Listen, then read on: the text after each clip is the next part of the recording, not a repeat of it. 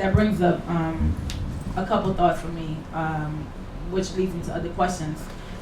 Anthony Browder, I don't know if you are familiar with Anthony Browder, but he's a historian, African American historian, and he wrote an article, I believe, is entitled "Where Do Negroes Come From, Negro Land?" I don't know if you all remember that, but it brings us to this point about this term "black," even, and it's something like Rosa even mentioned. This term "black," like what is black? And the premise of the article, I guess it was when the term Negro was still being used when he wrote it, but was that this idea of black? What's the history of black? What's the language of black? What's the spiritual system of black? Where is black located geographically?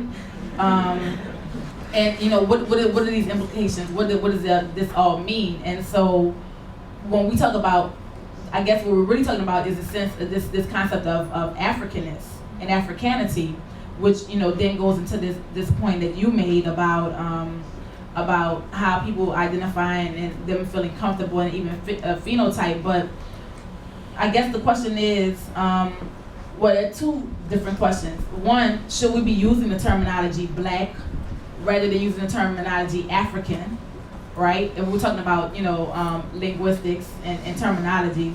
And then also the second question will be, why are people having a reluctance to associate with blackness, which is really an association with Africanity and Africanness? So let's start with this first one in terms of this black versus African notion in its terminology. Okay, that's a really, really good point. I read last night on the internet the history of the word black within the English language, the etymology, meaning what it meant when it came into the English language. It comes from the Indo-Germanic roots, Indo meaning India, Sanskrit and whatnot, then the Germanic people who are the first cousins of Anglo-Saxons, Americans. And I had read years ago the history, the etymology of the word black in the Spanish language, negro. And when you look at both histories and you compare them, you realize that at the very beginning, black didn't really have a negative connotation, It was just one way of addressing a reality in the world. The reality that some things are dark, like the night when there are no stars, his coat, etc., etc. If you look at the Bible, for example, and you look at Numbers 12, you would find there that there is a little situation that happens because Miriam, Moses' sister, begins to talk to Aaron about the fact that Moses has just taken an Ethiopian wife. And interestingly enough, it doesn't say a black wife. It says an Ethiopian wife. It's using an ethnic label that has the connotation of the person coming from a geographical place, having a socio-political history, having a religion, a music, an array of different elements that go into making human life in society. If you look at the Iliad, Homer's Iliad, you will find again that when he's talking about people from Africa, he's using Sudanese, Ethiopian, words that we are still familiar with today in the discursive categories that we use to label, or that people from Africa used to label themselves, Yoruba, Bamanan, etc. So going back to an earlier point to answer your question, I think it's quite easy. All you have to do is look at what this colonial process has created in terms of label and what they mean. To give you an example, if you say that George W. Bush is white, yes, he's white, but you can also use that name, George Herbert Walker Bush, and trace it back with an Anglo-Saxon tradition, which is very clear. But if you try to do the same, for example, with Pelé, the famous Brazilian football player, you will stop very quickly, because beyond the name that he has, which is a Portuguese name, and the fact that you could label him black, there is no clear way to connect him back to the identity he lost. So that in and of itself for me allows more of this escapism. Black, mestizo, mulatto, and all the terms you have there, I consider them to be ways of saying, I want to identify with anything but that which has no power in this social construct right now. Whether it's at the beginning of slavery, whether it's now, or even tomorrow, perhaps. I mean, there are many things that are still unsorted. You know, we have Barack Obama there, and there's Evo Morales in Bolivia, who's of Quechua descent, and he's a Quechua man. So things are looking better, I think. But at the same time, like being critical of these categories, because they have, you know, weight, they have meaning, they are charged.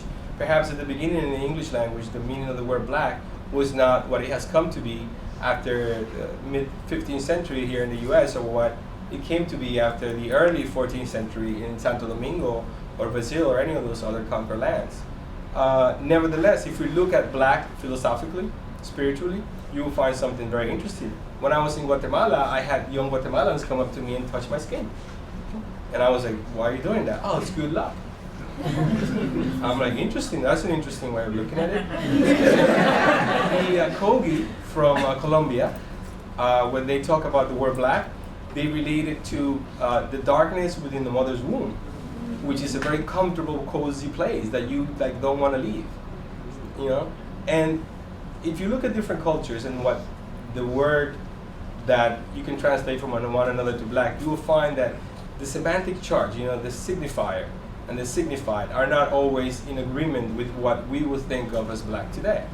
And that gives us, again, a sense of asking ourselves, you know, what are these discursive categories for? What do they do? I mean, how does that connect me to Sundiata Keita in 1235 in the Empire of Mali? You know, how do I get, you know, and this is something we have been doing, like at law school down in Santo Domingo. We decided to go into different communities that were former batallas, you know, communities of sugarcane cutters where mostly Dominicans and Haitians live, mostly, you know, economically and materially poor people. And we were going there to work with young adults. And the one thing that we had to talk about for a long time, it took us like 3 months to decide what we were going to tell them when we started to tell them about history, you know, because we were going to do a combined, you know, some of the laws that have gone into effect that protect children and women from, you know, violence and sexual abuse and things like that. But then we wanted to also use that opportunity to say, hey, you want to learn some English? You want a little bit of history? And we would just squeeze that in there. So we said to ourselves, you know, this is like the greatest responsibility you could ever have in the world.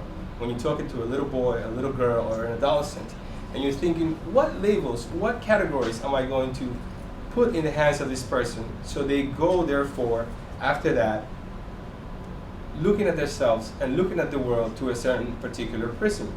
And I think that when we focused on, okay, let's tell them, read them Sundiata Keita's story from Mali, you know, and let's read them Carlos V, you know, story in Spain that narrates so many great deeds and so many wonderful things that both did on their own sides, with differences of, you know, advances in social organization, things like that. So I think that's way more effective than trying to focus on, hey, eres negro, eres indio, eres blanco, you know, are you any of these categories that the colonial process has created? Well, actually, look, let's talk about African history, because I know you know nothing about that.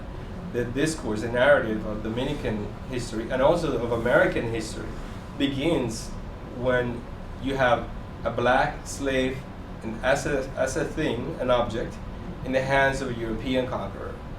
That's like the worst place to start, I think, because that's what really robs kids from understanding themselves as the descendants of various ethnic groups that had, at some point or another, incredible problems, incredible beauty, incredible ways of dealing with each other, you know?